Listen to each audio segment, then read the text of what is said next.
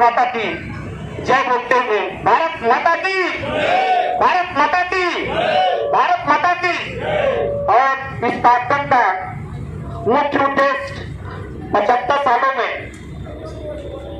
क्या देश की दिशा दशा विकास हुआ, इसी पे डिबेट कार्यक्रम शुरू होने जा रहा है।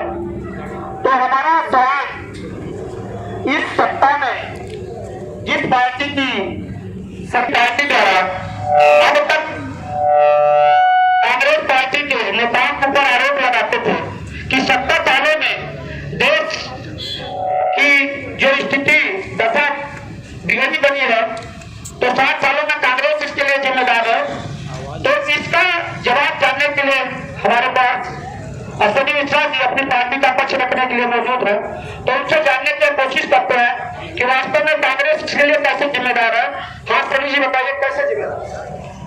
सबसे पहले यहाँ पर उपस्थित आप सभी लोगों को स्वतंत्रता दिवस की हार्दिक शुभकामना और बधाई, आपकी पूरी टीम को और बाकी हमें सभी सामने बैठे सभी युवा साथियों का, हमारे बुजुर्ग आप सभी को बहुत बहुत शुभकामना और हमारे साथ खड़े हुए आपके सभी साथियों का बहुत बहुत बधाई। देखिए, जहाँ तक विषय 75 वर्ष में अपने देश के विकास का है, तो सबसे पहले इस 75 साल में जितने भी लोगों ने मिलकर इस देश का विकास किया, उन्हें बहुत बहुत बधाई दे देना चाहता हूँ। दूसरी बात यह है कि कंपैरिजन करने की जो बात आपने की कि कांग्रेस और भाजपा के बीच में क्या अंतर है, आपका प्रश्न यह है, तो जान लीजिए कि अंतर यह है कि पिछले 10 सालों में, जब से माननीय मोदी जी प्रधानमंत्री हुए हैं, 7-8 साल, 2014 से अब तक इस देश में गरीब व्यक्ति जो कभी मकान की, क्या इसको हम मानते हैं कि अटल जी की सरकार की कोई काम नहीं कर पाई? देखिए, मैं ये नहीं कर रहा हूँ, वो भी गिना रहा हूँ आपको, मैं पिछले 14 से अब तक की बात कर रहा हूँ। जहाँ तक कल्पना नहीं कर सकते थे जो गरीब, कोई ऐसा गांव नहीं है जहाँ 10, 20, 50 आवास गरीबों के लिए बनाकर न मिला हो। शौचालय जो अमीरों का सिंबल हुआ करता था कि जिसके पास शौचालय है वो अमीर होगा, आज हर गरीब झोपड़े वाले के पास भी शौचालय है। आप गैस कनेक्शन की बात कर ले तो इस देश में साल भर में 10-12 कनेक्शन शायद मिलता था, वो भी सांसद के रिक्वायरमेंट पर, वो भी 10-12 से ज्यादा नहीं मिलता था। इस डिबेट में मैं कांग्रेस के प्रवक्ता अश्विनी मिश्रा से जानना चाहूंगा कि सिलेंडर की जो स्थिति थी, क्या पूर्व के पहले की सरकारों में यही थी कि आपकी सरकारों? नमस्कार, स्वतंत्रता दिवस की आप लोगों को प्रवीण कुमार मिश्रा और सोनू की तरफ से हार्दिक शुभकामनाएं। सभी बड़े बुजुर्गों को मेरा प्रणाम, युवाओं को हमारा आशीर्वाद और छोटों को ढेर सारा प्यार। भारत आज 75वां दिवस मनाने जा रहा है। कहीं न कहीं इस देश में जो सरकारें आएंगी और जाएंगी, इस समय जो देश की परिस्थिति खड़ी है, डीजल, पेट्रोल, खाद, ये कुछ भी सही धरातल पे काम नहीं कर पा रही है भारतीय जनता पार्टी। हमने 2 बार किसानों का कर्ज माफ किया। किसान की हालत कोई नहीं जान सकता, वो रो रहा है। राष्ट्रीय खाद्य सुरक्षा योजना, जन सूचना का अधिकार, मनरेगा की, आप वर्तमान में थोड़ा सा चले आइएगा, कोरोना के काल में जो प्रवासी आए उनको काम कहाँ मिला? मनरेगा में मिला भैया। इनके पास कोई प्रोजेक्ट और वर्क नहीं था। जानने की कोशिश करते हैं कि भाजपा के नेता अश्विनी मिश्रा जी क्या कहना चाहते हैं। भाई साहब ने कहा कि पिछले सरकार में, अभी जो सरकार चल रही है उसमें पेट्रोल और डीजल का दाम आसमान छू रहा है। तो मैं क्लियर कर देना चाहता हूं कि इस सरकार के पहले 2014 से पहले कांग्रेस की सरकार रही मनमोहन सिंह का। आप पढ़े लिखे आदमी हैं सोनू भैया, आप पता कर लीजिएगा कि ऑयल बॉन्ड किसने खरीदा था ऑयल कंपनियों से, और उन ऑयल बॉन्डों की कीमत चुकाने का समय आ गया है। बाप खा लिया है पैसा तो बेटे को देना पड़ेगा। उस ऑयल बॉन्ड के माध्यम से आपने तेल तो दे दिया पब्लिक को, लेकिन उसका पैसा आपने नहीं चुकाया। अब उसका पैसा तो हमें चुकाना पड़ेगा। इस वजह से जो आप तेल और पेट्रोल का रोना रो रहे हैं, वो आपकी देन है, आपकी सरकारों की देन है जो आज देश जूझ रहा है उससे। अब मैं आपको अभी सर्च करके दिखा सकता हूँ कि कितने ऑयल बॉन्ड मिले। इसके जानने के लिए मैं, जो हमारी मुख्यमंत्री हमारे मायावती जी थे, जिनका नारा था सर्वजन हिताय सर्वजन सुखाय, तो इस नारे पर हमारे पार्टी के जो बसपा के जिला अध्यक्ष से जानना चाहता हूँ कि ये कितना सत्य है। मैं बसपा जिला अध्यक्ष राजेश कुमार गौतम इस इंडिया न्यूज चैनल के माध्यम से यहाँ पर बैठे सभी भाइयों का और पूरी भारत के देश का सहित जो है विदेशों में स्वतंत्रता प्रेमी को हार्दिक शुभकामनाएं और बधाई देता हूँ। साथियों, आप लोगों को इस डिबेट के माध्यम से बताना चाहता हूं कि आज़ादी के 75 साल बाद भी हमारी मुल्क जो देश के जो शहीद हुए, चाहे चंद्रशेखर आजाद हो, चाहे भगत सिंह हो, चाहे राम प्रसाद बिस्मिल्ला थे, इनकी ये सोच थी कि जब देश आजाद होगा हमारा तो अमीरों गरीबों की खाई बांट दी जाएगी, लोगों को रोजगार मिलेगा, लोगों को शिक्षा मिलेगी।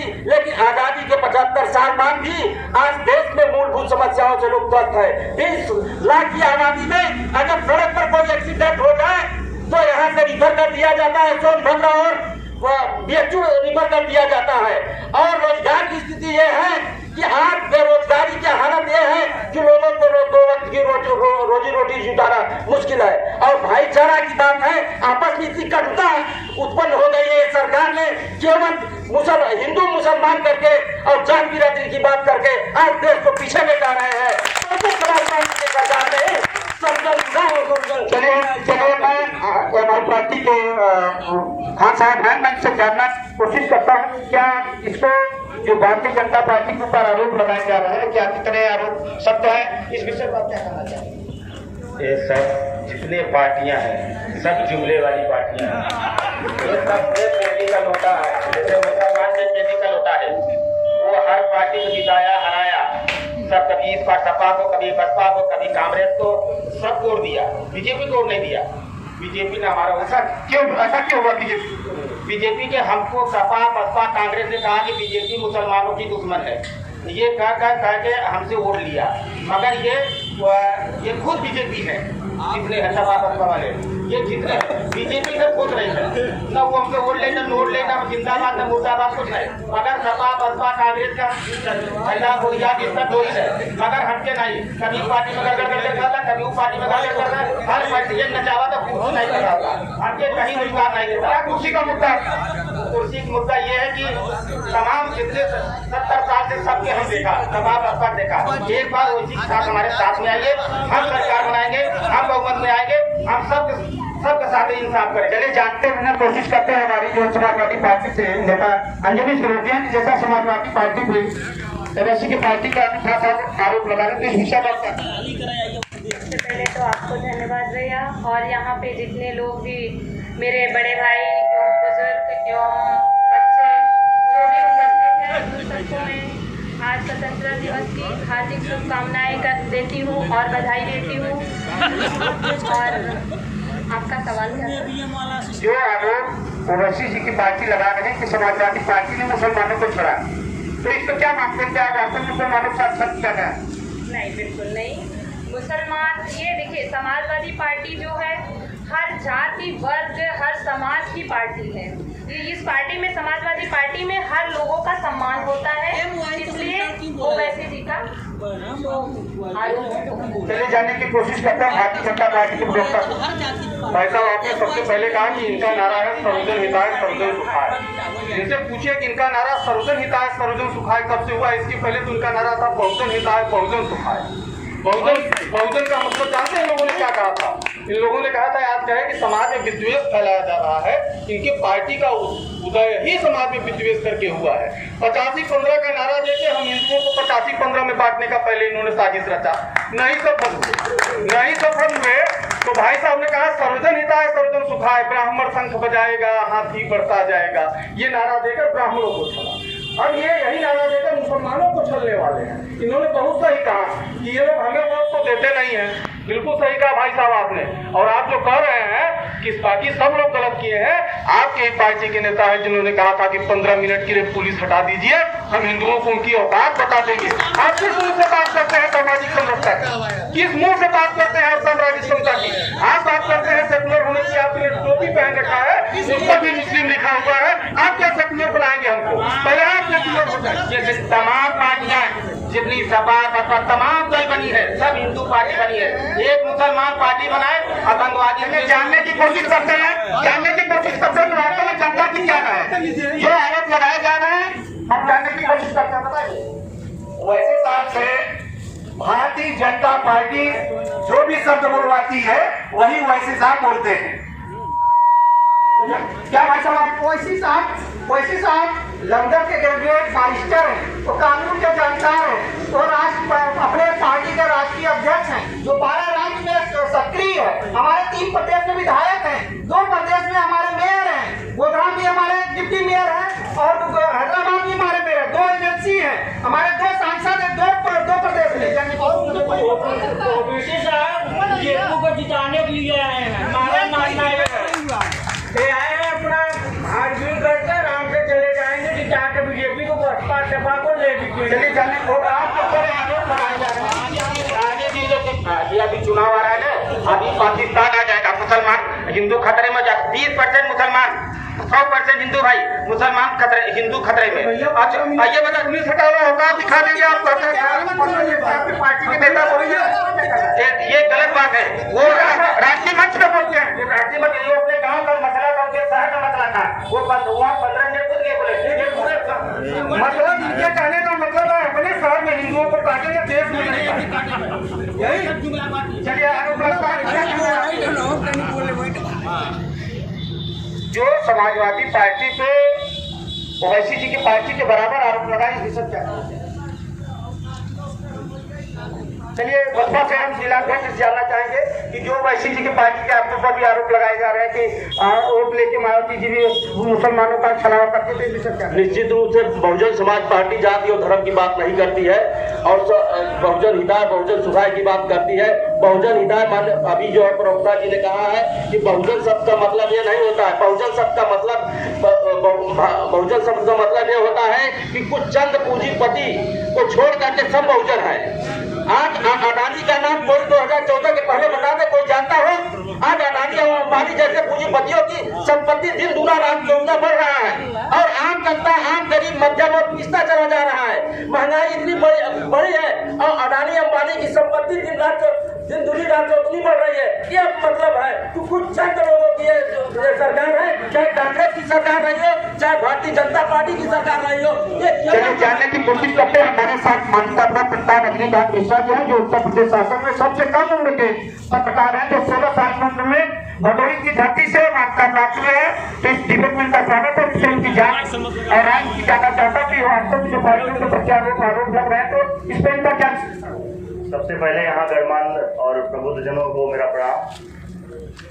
आज बिल्कुल सूबे में देखा जा रहा है कि जिस तरीके से सारे दल के नेता जाति के समीकरण पर वोट मांग रहे हैं, विकास का मुद्दा आज विहीन हो चुका है प्रदेश में। जिस तरीके से आज चाहे बसपा हो, समाजवादी हो, भारतीय जनता पार्टी हो, उन्होंने सिर्फ जाति का समीकरण प्रदेश में कायम रखा, अभी तक विकास के मुद्दे की बात किसी ने नहीं किया है।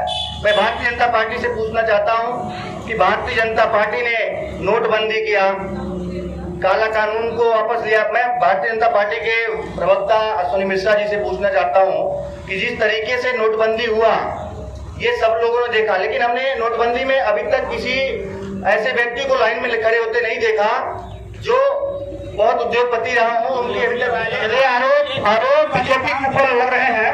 तो बीजेपी के आपके पास आता हूँ, बीजेपी के राष्ट्रीय प्रवक्ता देंगे कि नोटबंदी में ऐसे पूंजीपतियों को लाइन में लगते नहीं देखा। जहाँ 2000 के नोट के लिए आम जनता लाइन में कई घंटों तक इंतजार करती, तो इस पे आपका कहना? देखिए भाई साहब, नोटबंदी का जहाँ तक विषय है, नोटबंदी जिन उद्देश्यों के साथ लाया गया था, नोटबंदी का उद्देश्य नहीं था कि अमीर लोगों को भी लाइन में लगाना है, गरीब को, क्या गरीबों को लगाना है, नहीं, ये उद्देश्य नहीं करता। क्या पार्टी का आपका उद्देश्य है देखना चाहते हैं लाइन में? वो उद्देश्य नहीं था हमारा कि हम उसमें छाटे कि अमीर भी लगे, गरीब भी लगे, डंडा लेकर। लाइन में तो गरीब भी मरा ना, लाइन में तो गरीब भी मरा, तो भैया मैं ये कह रहा हूँ, कोई नहीं मरा है, मरा कोई नहीं है। लाइन में जिसको आवश्यकता थी वो लगा था। लाइन में लगने का अर्थ नहीं है कि अमीर भी लगे, गरीब भी लगे। मोदी जी की माता जी लगी, जो एक खाकर राहुल गांधी भी लगे थे, उनका क्या कहेंगे? वो भी ये तो जुमला था माननीय जो मोदी जी का, ये तो जुमला ही था कि हमें अमीरों को नहीं गरीबों को लगाना है। गरीबों के ही लिए ये नोटबंदी का काम किया गया था, क्योंकि अमीरों के लिए तो ये था ही नहीं, क्योंकि कभी अमीरों का। जैसा कि बीजेपी के प्रवक्ता ने आरोप लगाया कि राहुल गांधी ने भी कुर्ता फाड़ को लाइन लगाया, तो इस पर समझ क्या कहा? भैया वो जिसके पास 4000 है वही लाइन लगाए ना। अडानी अंबानी की रुपया थोड़ा लाइन लगा देखिए बहुत ही बड़ा मुद्दा सुरु जी ने रख दिया कि वास्तव में जिनके पास 4,000 रुपए है वही लाइन लगाएंगे तो अढ़ाई पानी तो लगाएंगे नहीं। चलिए आप बताना चाहेंगे सबको नमस्कार। मैं भारतीय जनता पार्टी के प्रवक्ता महोदय से पूछना चाहता हूँ कि नोटबंदी का क्या उद्देश्य था। पहला क्वेश्चन। दूसरा हमारा ये क्वेश्चन है बेरोजगारी पे आप बात करिए।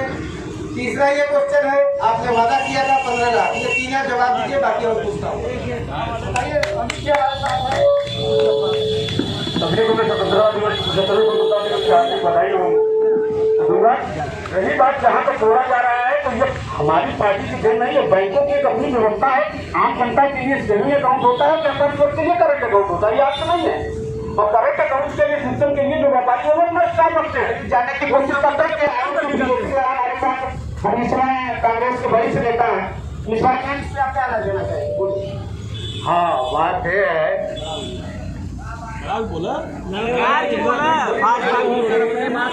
अभी तक ये आरोप लगता रहा कि 70 साल 75 साल तक कांग्रेस ने क्या किया।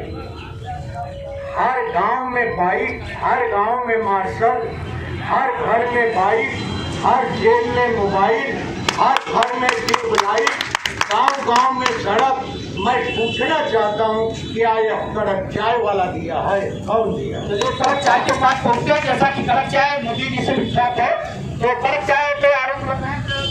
भाई साहब ने 2-3 जिसे कहे, मोबाइल, गाड़ी, ये सारी चीजें।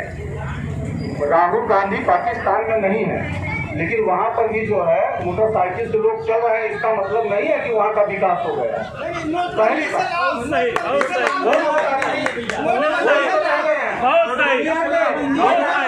नोटबंदी से लाभ क्या हुआ ये बताइए।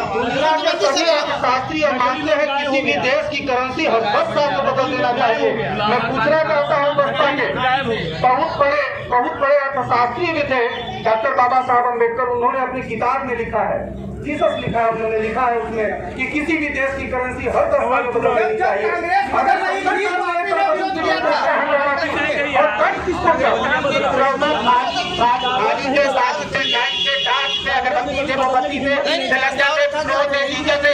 कोरोना धराएंगे, अपना मुसलमान करेंगे, कुछ मिला नहीं के अब खाली 2 किलो गेहूँ कोरोना तो पूरे विश्व में फैला हुआ था, उसमें मोदी जी का क्या? 2 किलो गेहूँ, 3 किलो चावल, 1 किलो चीनी देके शौचालय देके कहते रोजगार मत मांगे, ये खास हुआ है लैट्रिन तरह का रोजगार मत मांगे, आप बदल मत मांगे, नौकरी मत मांगे, खाली गेहूँ है।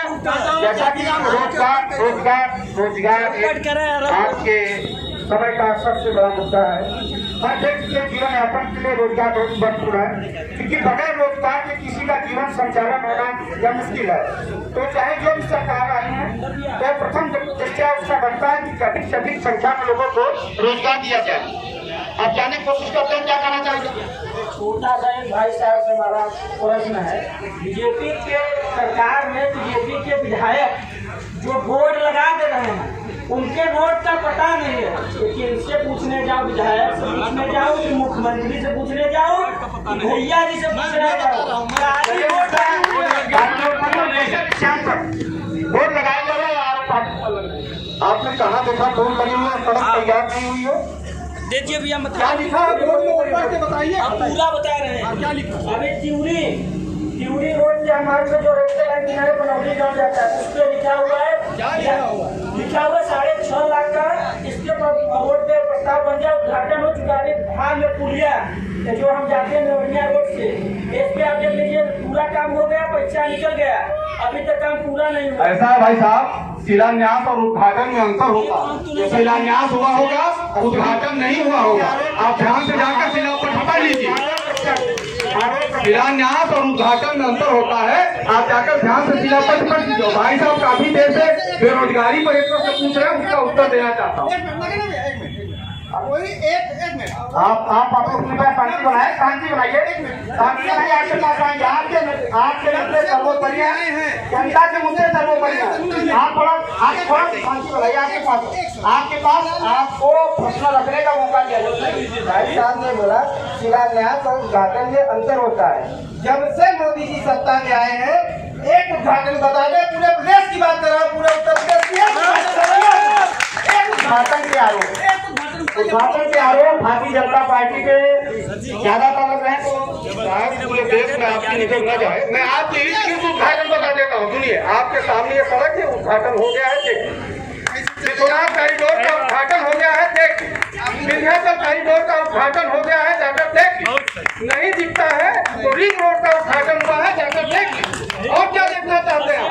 हर घर में शौचालय आप जाकर देख लीजिए। हर गांव में 50 आवास जाकर देख लीजिए। क्या क्या मुद्दा विकास का सबसे बड़ा इस समय जो 2022 मिशन चुनाव में है कि ब्राह्मणों को सभी पार्टियां घेरने की कोशिश की जा रही है, चाहे बहुजन समाज पार्टी हो, समाजवादी पार्टी हो, तो सभी को यह दिख रहा है कि 20% जो सवर्ण पार्टी के ब्राह्मण मतदाता हैं, तो लेकिन सभी को घेरने के अपने में मिलाने की कोशिश की जा रही है। लेकिन राजनीतिक मंचों से न तो बहुजन समाज पार्टी की मुखिया मायावती जी, न तो अखिलेश जी, उनके जो चहेते चुंद लोग जिन्हें गिनना चाहे आप लोग गिन सकते हैं, वो लोग केवल वोट गुलियाने के लिए ब्राह्मणों को राजनीतिक मंच पे एकत्रित करना चाहते हैं। इस पे समाजवादी पार्टी और बहुजन समाज पार्टी के जिलाध्यक्ष बहुजन समाज पार्टी बहन मायावती घोषणा नहीं करती, करके दिखाती है। यहाँ भदोही जनपद में 4 विकास का क्या मतलब होता है? शिक्षा और रोजगार होता है। बहन जी के साथ अभी ब्राह्मणों की सुधाई इस पे क्या 35 लाख लोगों को बहन जी ने रोजगार दिया। छोटे से जनपद में 40 राजकीय इंटर कॉलेज खोले गए। यहाँ पर जिला अस्पताल बहन जी के शासनकाल बना। आज तक न समाजवादी पार्टी की सरकार न भारतीय जनता पार्टी की सरकार चालू कर पाई। और 30 लाख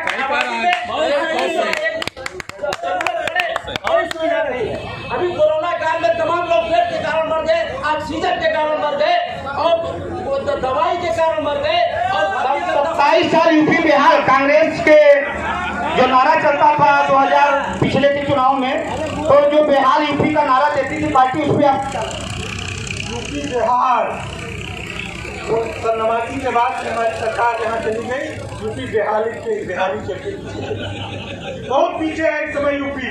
मैं आयल बांध की बात कर रहे हैं भैया। आयल बांध कितने का था आप पता कर लीजिएगा। 3500 करोड़ रुपए का आयल बांध था। 2010 में माननीय मनमोहन जी की सरकार ने पेट्रोल से ये बताइए कि जो 75 सालों में जो 60 साल आपकी पार्टी ने सत्ता में शासन किया, तो क्या ऐसी नई चीजें थी जो भारतीय जनता पार्टी अभी तक नहीं दे पाई? एक भी AIM कॉलेज नहीं दे पाए, एक भी इंजीनियरिंग कॉलेज नहीं खुल पाया। IIT भाभा अनुसंधान केंद्र भारत को क्या नहीं दिया? तलाई से लेकर हवाई जहाज तक हमने दिया। इस देश की जनता को राष्ट्रीय खाद्य सुरक्षा योजना जो इस पर कहता है कि महीने में हम 2 बार गल्ला गवर्नमेंट की निकासी है 3500। जो आप मोदी जी का झोला पे फोटो लगा के भारतीय जनता पार्टी अपने वोट की सियासी रोटी सेकना चाहती है, तो यह तो आरोप कांग्रेस पार्टी के नेता भी लगा रहे हैं कि यह तो कांग्रेस की देन है गल्ला वितरण। तो इसमें नया क्या है? आप ये बताइए, अब आपका शासन था, आप कहेंगे बिजली हमारी देन है, तो क्या हम खंभा उखड़वा कर पिटवा दें? अब बिजली न चले। व्यवस्था यह होनी चाहिए कि हमने बिजली व्यवस्था कितनी दुरुस्त। हम एक खंभा हमको बिजली का चाहिए था, तो हम जाते थे जेई के पास, दिन भर बैठे रहते थे, 2000 रुपया खर्च करके अपने ट्रैक्टर पर लाकर खंभा गाँव लाते। आज क्या स्थिति है? हम महाराजगंज पान खाने आए हैं, विक्रमपुर में पहुंचे, बिजली जो आपकी विकास का सबसे बड़ा मुद्दा है, तो वास्तव में बिजली कितनी मिल पा रही है, इस पर जानने की कोशिश करते हैं। बताइए। ऐसा है सर, आज के 2-3 साल पहले बिजली पे जहाँ की मुद्दा चल रहा था, तो बिजली की क्या स्थिति है? बिजली की जो समस्या है, अब कितना बिजली मिल रहा है, इसको बताइए क्या करें? ऐसा भैया, अभी 2-3 साल पहले की बात है। यहाँ 4 घंटे 5 घंटे 3 घंटे बिजली आती थी। हम लोग जाते थे बनवाने के लिए, सिट डाउन ले, दिन भर बिजली गायब। आज 18 से 20 घंटे लाइट आ रही है। हम लोग जेई से डायरेक्ट फोन करके बात करते हैं, भैया लाइट मिले। पहले कहते थे भैया 3 घंटे का आदेश है, लाइट में कहाँ से दूँ? आज 24 घंटे लाइट आ रही है। रात को टाइम की नींद सो रहे हैं, नहीं तो सवेरे सुबह उठते थे तो आँख मलते थे, नींद नहीं लगी। और बिजली सबसे बड़ी आर्थिक विकास। 18 घंटा नहीं, खड़े हो जाइए आप।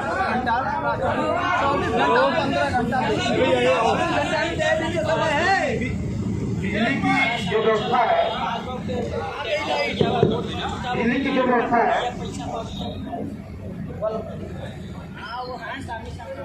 जो कि आर्थिक विकास की कड़ी को जोड़ने के लिए विद्युत आज के इस समय की सबसे बड़ी मांग है।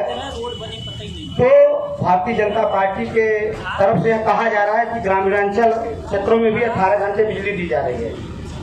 तो इस पे समाजवादी पार्टी के नेता क्या कहना चाहते हैं जाने को? कहना चाह रही हूँ कि बिजली ये अभी भैया बोल रहे थे ना मुझे के अच्छा आप ये बोल रहे थे कि बिजली 18 घंटा आ रही है। किस गांव में 18 घंटा आ रही है? जरा कोई हाथ उठाएगा? अच्छा 20 घंटे आ रही है। तो यही रहते हैं 18 घंटा नहीं आती है? कितना आती है? आप जिस क्षेत्र में कितना आती रहती जाती रहती 2 घंटे 3 घंटे वही रवैया है अभी बिजली का। और मेरी बात, मोदी जी ने कौन सा प्लान बना दिए है बिजली का? कोई नया लेके आए हैं? आप बताइए पहले, क्या बताएं? कौन सा प्लान? आप लोग लाइट बेच देते थे, क्यों लाइट बेची जाती थी? हम ये कह रहे हैं, ये लोग लाइट बेचते थे, ये लोग आम पब्लिक को लाइट कभी दिया ही नहीं। इसका सीधा सबूत है। आज लाइट 20 घंटा 22 घंटा आ रही है। लाइट 20 घंटा 22 घंटा आ रही है। क्या इसको मानते हैं आप? हम तो लाइन के बारे में मानते हैं कुछ सही आ रही है पहले से, लेकिन हम ये नहीं मान रहे कि लाइन बिगड़ने में 50 चक्कर जाना पड़ता है। वाकई यहाँ तो क्षेत्रीय मुद्दा हो गया ना। लाइट तो दे सरकार दे रही है ना, उसके यही से सीएम से कार्रवाई कर रहे हैं, पैसा मांगा जा रहा है हमको। लाइट बिजली का बहुत बड़ा मुद्दा जो है बनता जा रहा है। इसको क्या मान रहे हैं? और भारतीय जनता पार्टी से पूछना चाहते हैं कि उनका मुद्दा था कि सबका साथ सबका विकास, ठीक है, हम अच्छे दिन लाएंगे। आज तेल, अब तो सबका विश्वास का नारा चला है। नहीं, तेल घी पेट्रोल डीजल इतना महंगा हो गया है कि हम चाहते हैं कि हम जनता चाहती है कि डीजल और पेट्रोल इसको सुविधाएं लेना चाहिए, जीएसटी के दायरे में लाना चाहती है ताकि महंगाई का दर घट सके। जीएसटी के दायरे में डीजल पेट्रोल लाया जाए, जनता की ऐसी मांग है। तो इस पे भारतीय जनता पार्टी के देखिए भाई साहब, जब जीएसटी को पेट्रोल डीजल को जीएसटी के दायरे में लाने की बात होती है, हर प्रदेश में हमारी सरकार नहीं है। कुछ जगह कांग्रेस भी है, कुछ जगह अन्य दल भी हैं, और वो लोग इसका विरोध करते हैं क्योंकि हर प्रदेश का रेवेन्यू सबसे ज्यादा पेट्रोल और डीजल पर आता है।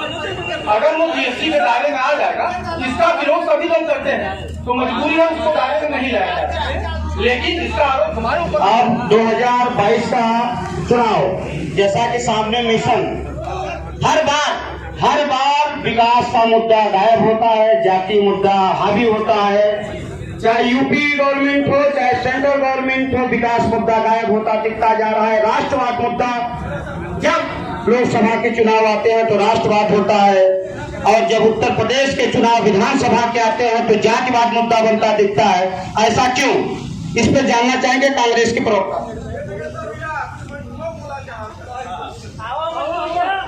जातिवाद एक ऐसा अभिशाप चुनाव का बनता जा रहा है कि सियासी रोटी अपनी सत्ता को हथियाने के लिए व्यक्ति विशेष जात को आकर्षण का केंद्र बनाया जाता है। इस पर क्या कहना है? हमारी पार्टी सबको साथ लेकर चलने वाली पार्टी है भैया। 1980 में जब भाजपा का स्थापना ही हिंदू समाज और मुस्लिम समाज को बांटने के लिए ही था। उनका आज तक कोई कार्यक्रम ही पूर्ण नहीं हुआ। हिंदुओं को बता दिया, हिंदू और मुस्लिमों को बांट दिया। अब जानते हैं क्या बांट रहे हैं लोग? केंद्र में फलाने ओबीसी के इतने मंत्री, केंद्र में इतने दलित मंत्री हमारे बनाया। राज्य में भी यही हो रहा है कि हमने इतना दलित मंत्री बनाया, ओबीसी को नहीं बनाया। मंत्रिमंडल पे बसपा का क्या कहना है, जो बसपा की सरकार 2007 में थी? बताइए। लोग कहते हैं अभी जातिवाद की बात कर रहे हैं। जातिवाद जिस प्रकार से भारतीय जनता पार्टी की सरकार में है, कितने ब्राह्मणों का जो है एनकाउंटर किया गया है, जात के नाम पर एनकाउंटर किया गया है, गाड़ी पलटा के एनकाउंटर किया गया है। और जिस प्रकार से भारतीय जनता पार्टी की सरकार में जात के नाम पर थानों में जो है एफआईआर की जा रही है, अस्पतालों में जात के नाम पर दवाई सुविधा दी जा रही है, ऐसा भारतीय इतिहास में कभी नहीं हुआ। ऐसा क्या है कि अस्पतालों में जात के नाम पे दवाई दी जा रही है, उसकी देख रेख की जाए? सर, बीजेपी हो चाहे सपा हो, बीजेपी और सपा, बीजेपी क्या करती है, मुसलमानों का डर दिखा के हिंदू भाइयों को वोट लेती है। वही चीज जो है सपा करती है, बीजेपी का डर दिखाकर मुसलमानों को वोट लेती है। ये दोनों लोग ठग पार्टी हैं, दोनों लोग हिंदू मुस्लिम में लड़ाकर अपना फायदा करते हैं। इनसे क्या वैसी जाति समीकरण लेके मुद्दा नहीं जाते वो MY लोग कहें MY है तो वो कहें MY का समीकरण नहीं चलेगा, अब A to Z चलेगा। ये वैसी साहब बोले हैं A to Z चलेगा। पहले पार्टी के वैसी साहब के आपके प्रवक्ता हैं, आपके ऊपर ये आरोप लगाए जा रहे थे कि आप भी एक व्यक्ति विशेष की बातों को रखते हैं।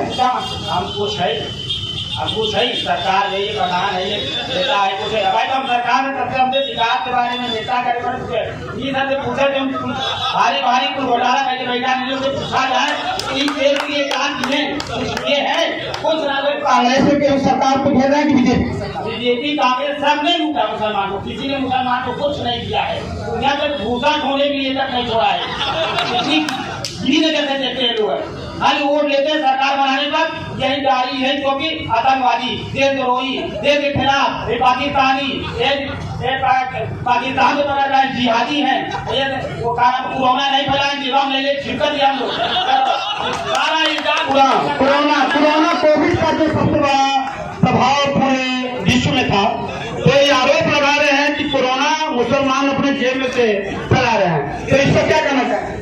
ठीक है, हंसने बोलने के लिए अच्छा है। कौन इनसे कहा कि आप अपनी जेब में लेकर घूमते, हम पैसा थोड़ी है भाई साहब। और आपने बहुत अच्छी बात ये की कि हमारी कहीं सरकार नहीं है, नहीं तो हम कुछ करके दिखा देते। अरे सरकार नहीं है बाबू, तब तो 15 मिनट के लिए पुलिस हटाने का चैलेंज आप देते हो। अगर आपकी सरकार हो जाए तो साहब हटा के हम लोगों को भी हटा। एक बात, और दूसरी बात, भाई साहब ने कहा कि ये हमारी बी टीम है, यही तरह से ना, इनकी हमें जरूरत नहीं है। 2019 में सपा और बसपा का गठबंधन हुआ और ये चुनाव नहीं लड़े, तब भी हम डंके की चौक पर चुनाव जीत कर आए हैं, हमें इनकी जरूरत नहीं है। और कुछ लोगों से राय लेना चाहेंगे, आप क्या कहना चाहेंगे? बीजेपी जो प्रवक्ता है उनसे मैं एक क्वेश्चन पूछना चाहता हूँ कि योगी 4.5 साल में ऐसा कौन सा काम किए हैं जिनका शिलान्यास भी किए हो, उद्घाटन भी किए होंगे प्रदेश में, जरा बताएं। शिलान्यास और उद्घाटन, यह आरोप बीजेपी के मुखिया योगी आदित्यनाथ को लगाया जा रहा है कि जो शिलान्यास करने के बाद उद्घाटन किए, ऐसा आप कोई काम बताएगा?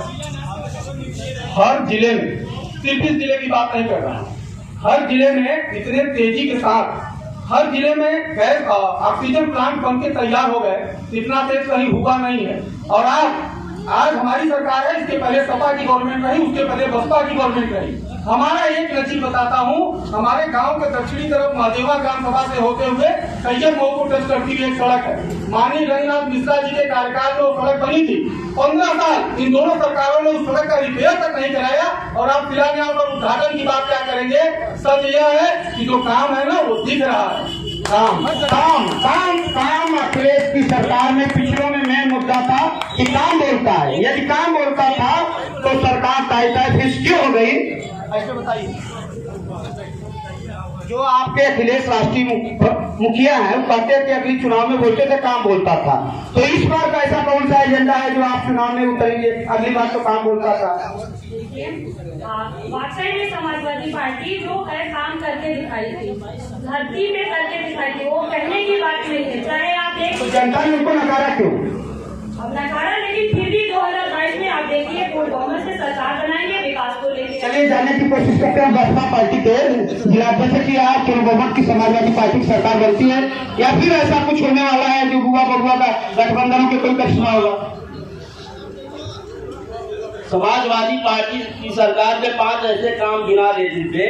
बहुजन समाज पार्टी की सरकार में गांव-गांव में सीसी रोड बना था और आज भी मौजूद है। गांव का विकास एकदम ठप है।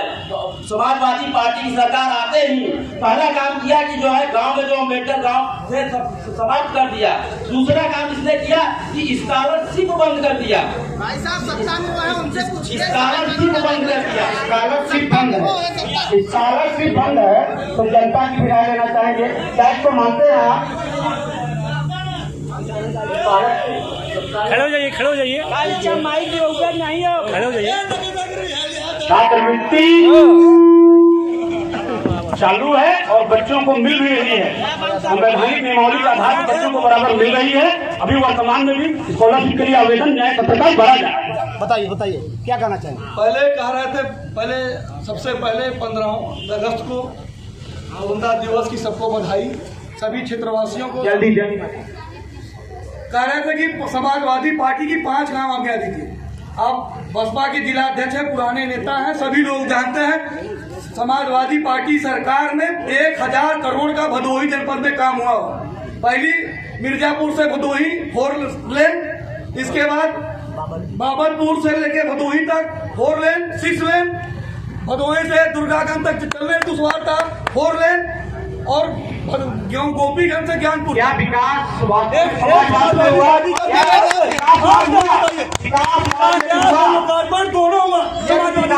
हुआ तो काम देवता का स्लोगन आपके पार्टी के मुखिया का क्यों खराब कर रहा है? हमारा छोटा सा प्रश्न है बीजेपी वालों से, पर्सनली बीजेपी वालों से। 2017 में इनकी जो जुमलेबाजी चली कि मैं काला बाजारी ले आऊंगा, मैं आपके अकाउंट में इतना पैसा डालूंगा, मैं गरीबी हटा दूंगा, क्या गरीबी हटा पाए? 12,000 के शौचालय बना दे रहे हैं जो 2 महीने 1 साल नहीं चल रहा है तो टूट कर गिर जाए, उससे कोई मतलब नहीं।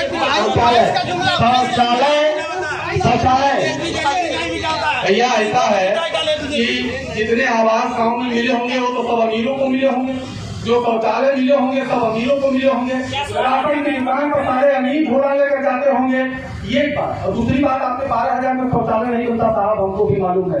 वो प्रोत्साहन आती है कि आपको 12,000 मिल रहा है, आप अच्छा शौचालय तैयार कर लीजिए। आप हमें मत सिखाइए कि 12,000 में शौचालय बनता है कि नहीं बनता है। हमें पता है कि 12,000 में शौचालय नहीं बनता है। वो प्रोत्साहन आती है, इसलिए उसको शौचालय की राशि नहीं बताई गई, वो प्रोत्साहन आती है। आप शौचालय के काम से आपकी जरा से भी नहीं को सही 2 किलो चीनी, 1 किलो चीनी, 5 किलो गेहूँ, 3 किलो चावल दे के गुलाम। शौचालय आपके लिए जरूरी नहीं है? नहीं जरूरी नहीं है, रोजगार जरूरी बा, नौकरी जरूरी बा, हॉस्पिटल जरूरी बा, काम देखो तो काम चाहता। अगर आपको नहीं चाहिए तो कोई जबरदस्ती नहीं है, आप स्वेच्छा से छोड़ भी सकते हैं उसको, लेकिन आप छोड़ेंगे नहीं। सुनिए, बेरोजगारी की बात आप बार बार कर रहे हैं। यहाँ पर सभी लोगों से पूछना चाहता हूँ, इस देश की सबसे बड़ी समस्या जनसंख्या है कि नहीं है? और जब जनसंख्या नियंत्रण कानून आता है तो भाई साहब से कहते हैं कि जनसंख्या नियंत्रण मत करो, बेरोजगारी दूर करो। अरे कैसे बेरोजगारी दूर होगी? जिस देश में जनसंख्या लगातार बढ़ती जाएगी तो बेरोजगारी कैसे दूर होगी? भाई साहब आप बता दीजिए। जनसंख्या विकास में बाधक, जनसंख्या विकास में बाधक, इसको कितने लोग मानते हैं कि वास्तव में जनसंख्या कितना विकास में बाधक है? पॉपुलेशन किसी भी विकास की समस्या को हल नहीं कर सकता। इस पे जानने चाहेंगे, बताइए। सबसे पहले हमारा जो है ये प्रश्न में बोलिए जल्दी। ये बताएं आप जब गैस सिलेंडर सब्सिडी लाए तो आप हम लोगों को जो है बैंक खाते में कितना पैसा भेजते थे और आज कितना पैसा लेते हैं? बीजेपी प्रवक्ता जवाब दे सकते हैं? हाँ दे रहे हैं। क्या कहना चाहेंगे? सब्सिडी की विषय में सब्सिडी मिलती है, 58 रुपए 7 रुपए मिलती है, लेकिन ये चीज जानिए केंद्र की योजना पूरे देश में लागू होती है, क्षेत्रीय दल केवल यहाँ राजनीति करते हैं। अगर वे कह रहे हैं कि लैट्रिन शौचालय 12,000, शौचालय कितना महत्वपूर्ण है? शौचालय बहुत महत्वपूर्ण है। हर बहन बेटियां बाहर नहीं जाना चाहती हैं, कोई भी अपनी बहन बेटियों को बाहर नहीं जाना चाहता। शौचालय उनको जरूरत है जो औरत रात अंधेरा होने का इंतजार करती है, उसको जो नहीं जिसके पास सब कुछ संपन्न है, वो गरीब औरत जाती जब अंधेरा का इंतजार करती है, जो उसको शौचालय की जरूरत होती है। दिन में जब सारे आदमी बैठे रहो और पेशाब के लिए शौचालय इसको मानना जरूरी है, बहुत जरूरी है। शौचालय भाई साहब ने बोला जनसंख्या नियंत्रण, सोच बदलने की एक जरूरत शौचालय है, सोच बदलने की एक जरूरत है। मैं आपसे कहना चाहूँगा, आपको कृपया समझिए, शौचालय के बगैर कहीं भी स्वच्छ विकास भारत की साकार सपने को साकार नहीं किया जा सकता, क्योंकि स्वच्छता महात्मा गांधी जी ने का भी यह नारा था कि स्वच्छता देश की विकास के लिए बहुत ही महत्वपूर्ण है। तो इसलिए स्वच्छ शौचालय की जो दिशा हमारे प्रधानमंत्री नरेंद्र मोदी जी ने शौचालय दी, इसको कितना स्वच्छ भारत में कितना योगदान दे रहा है शौचालय, इस पे क्या? शौचालय जरूरी है। शौचालय जरूरी है, उसके साथ साथ रोजगार भी इसको मानते हैं जो हमारे राष्ट्रीय नेताओं ने हमारे प्रधानमंत्री शौचालय की योजना दी और कारगर है, वो बेहतर है। क्योंकि शौचालय हर गरीब के पास नहीं था, गांव में जो कि दिक्कत हो रही थी, तो और लोगों को पाया, उसका लाभ ले रहे हैं, अच्छी बात है। जनता के लिए सरकार होती है और सरकार जनता बनाई है, तो उसके लिए ये योजना थी ना, अपने घर से कोई नहीं दे रहा है। ये सरकार का जो है दायित्व बनता है कि समाज में जो भी परेशानियां हैं उसके लिए वो निवारण करे। लेकिन जो अगर कोई आप TV1 इंडिया न्यूज के अंतिम स्टेप के दौर में इस डिबेट कार्यक्रम में चल रहे हैं। समाजवादी पार्टी के नेता हम शौचालय क्या दिए आदरणीय मोदी जी को? क्या आज घर घर में शौचालय हो गया? उसमें पानियाँ नहीं है, उसमें बकरियाँ बैठती हैं, भैंस पानी इसके लिए कौन जिम्मेदार है? उसके लिए सरकार जिम्मेदार है भाई। क्यों आप अपने पैजामे को नहीं बांधेंगे, उसके लिए जिम्मेदार सरकार। आप अपने पैजामे को नहीं बांधेंगी, उसके लिए जिम्मेदार सरकार। आप सोच एक मिनट, यदि आप खाना खाते हैं तो पानी अपने से लेते हैं, शौच अगर जाएंगी तो पानी को तुम्हारी है, आपको व्यवस्था करना पड़ेगी। पानी की व्यवस्था करना पड़ेगी, लेकिन उसके लिए और बढ़ाया जाए ना राशि। 12,000 में कहीं शौचालय करता है? क्या मुद्दा थी कि जो 12,000 में शौचालय बनाए जा रहे हैं, क्या सरकार के भारतीय जनता पार्टी के प्रवक्ता से कहा जा रहा है कि आप प्रोत्साहन आपको मेरा मांग है कि 12,000 की धनराशि जो स्वच्छता शौचालय के लिए मिल रहा है, इसको बढ़ाया जाए। इस पर क्या करना चाहिए? हम बढ़ाने के लिए नहीं कर सकते, लेकिन बढ़ा नहीं पाएंगे। इसलिए बताइए, पहले सरकार में नहीं बना था शौचालय, यही बता दीजिए भैया जी। तो पहले की सरकारों में शौचालय नहीं बना था, इसको आप मानते हैं? पहले की सरकारों में बना था, शौचालय बना था और अच्छा बना था। और बहन जी के शासनकाल में जो है कांसीराम आवास बना था। जो गरीब थे, जिनके पास जमीन नहीं था, उनको जो है बड़ी बड़ी जो है बिल्डिंग आप देखते हैं ज्ञानपुर के विकास भवन के बगल में, और उसी प्रकार कुचावा में, भदोही में बहन जी ने जो बनाया था। उसके साथ साथ बहुजन समाज विकास की अवधारणाएं होती है शिक्षा और रोजगार। भदोही के छोटे से जिले में शिक्षा का जो स्तर बढ़ाया बीएसपी ने, 40 राजकीय इंटर कॉलेज, डिग्री कॉलेज और सामुदायिक केंद्र, कम से कम सैकड़ों सामुदायिक केंद्र बीएसपी की सरकार में बना। और उसके साथ साथ 35 लाख लोग शौचालय का प्रभावी आपका काम क्यों नहीं देखा सरकारों में? ये बहन जी की सरकार ने शौचालय का काम किया तो सरकार में दिखा ऐसी बात नहीं है। तो शौचालय का क्रेडिट मोदी जी क्यों ले रहे हैं? क्रेडिट कहाँ ले रहे हैं? तो आप देखिए शौचालय की क्या स्थिति है, उसमें ऊपरी रखा जा रहा है, लकड़ी रखा जा रहा है, जो स्थिति है रखा जा रहा है, लकड़ी रखा जा रहा है शौचालय में। इसके लिए भी सरकार ही जिम्मेदार है। इसमें क्या? भाई साहब, मैं प्रश्नों का जवाब दे सकता हूँ, छल्लाहट का जवाब मैं नहीं दे सकता। इसलिए कि जब शौचालय आपका बन गया तो आप पगड़ी बांधेंगे कि आप उसमें जाएंगे, या निर्णय तो आपको लेना है। मोदी जी चौकीदारी है शौचालय की, उसमें क्या होगा? मैं प्रश्नों का जवाब देने के लिए खड़ा हूँ, क्या मानते हैं आपका नहीं? यही नाराजगी क्या मैं पूछना चाहती हूँ, सच हो गया भारत आज गंगा मैया साफ हो गई? वहाँ लाखों की भीड़ लगी थी। अंधभक्तों हैं जो देखते नहीं हैं, जो अंधभक्त हैं वही देखते नहीं है। गंगा मैया में लाखों की भीड़ लगी थी, आज भारत स्वच्छ हो गया। स्वच्छ भारत अभियान चलाया गया। हम किसी विचारधारा के पीछे घूम रहे हैं तो हम अंधभक्त हो गए। समाजवादी पार्टी नाम रख लेने से कोई समाजवादी नहीं होता है मैडम। ये परिवार पार्टी है जिसके वो सांसद, उनका लड़का सांसद, उनकी बहू सांसद, उनका भतीजा सांसद, उनके बुआ का लड़का सांसद, इस प्रदेश में जितने सांसद हुए उसमें से 15 तो ये परिवार का हो गए। आप लोगों को क्या मिला? एक बात।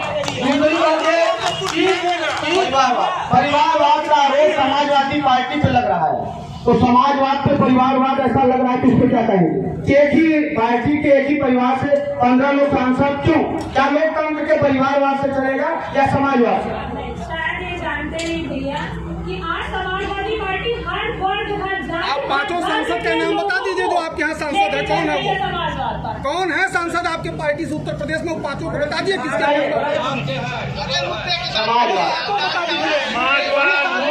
चाहे भाजपा का एक जुमला हो, शौचालय बनते थे, राशि उसकी 4,000 थी, भैया की पार्टी ने राशि 4,000 से 12,000 कर दिया।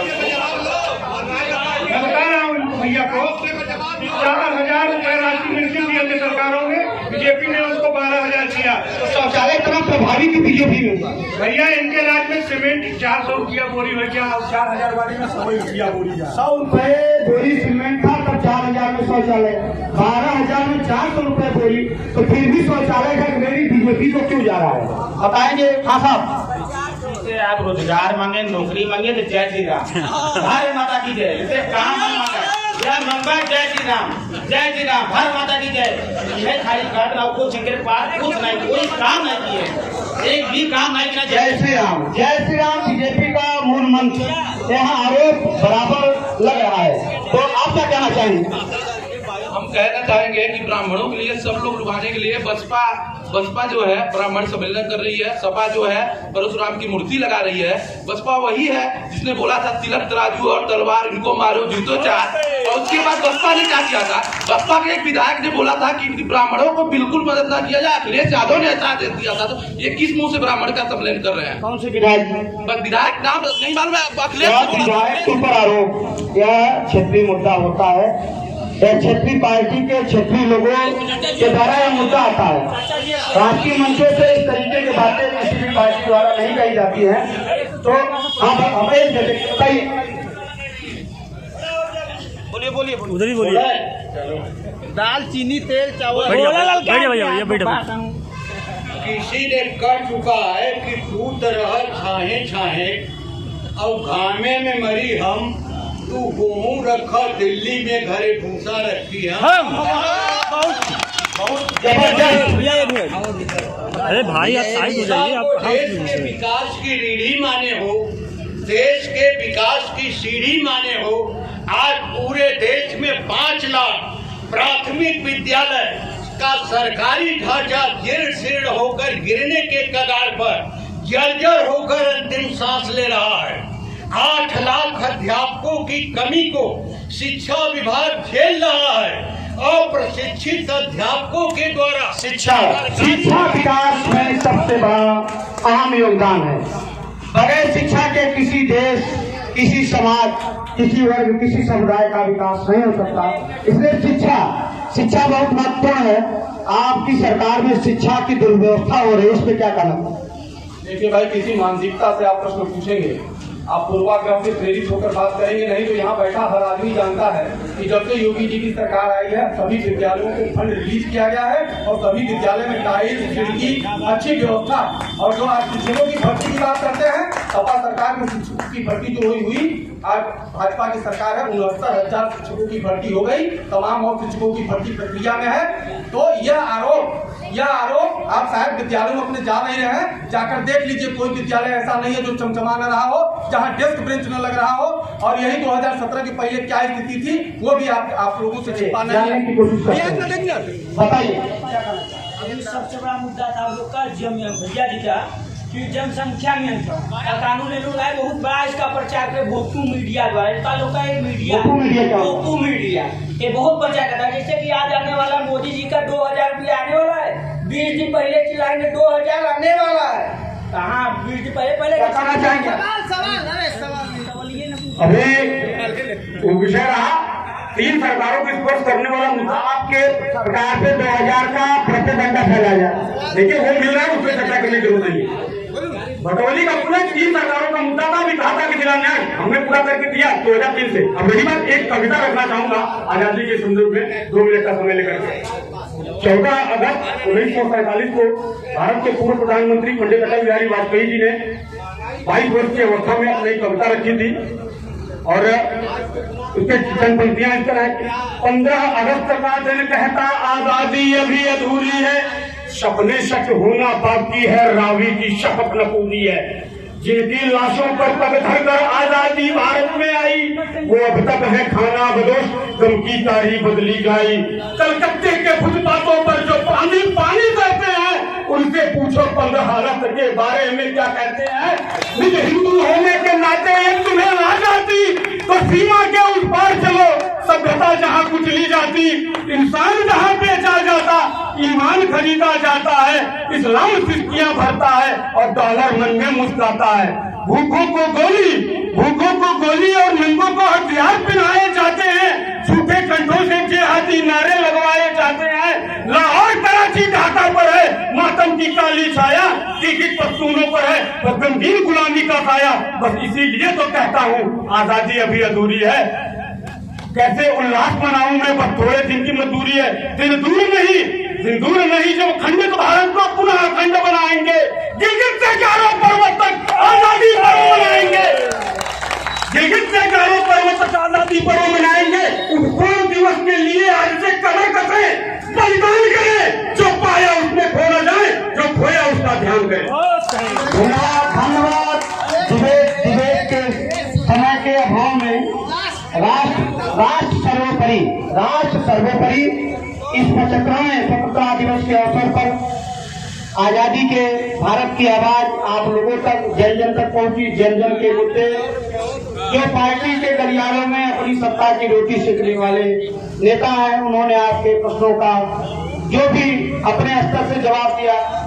समय का ध्यान देते हुए एक बार पुनः कार्यक्रम के अंतिम स्वरूप में, क्योंकि स्वतंत्रता दिवस का 75वां गणतंत्र दिवस है, तो इस बार भारत माता की जयकारे के साथ इस कार्यक्रम की घोषणा और समापन किया जाएगा। भारत माता की, भारत माता की, भारत माता की, भारत माता की।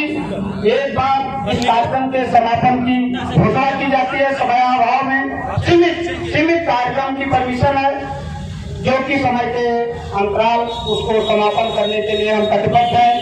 जय हिंद, जय भारत। देखते रहिए TV1 इंडिया न्यूज। नमस्कार। और TV1 इंडिया न्यूज की खबरों को ज्यादा से ज्यादा शेयर करें और चैनल को सब्सक्राइब जरूर करें।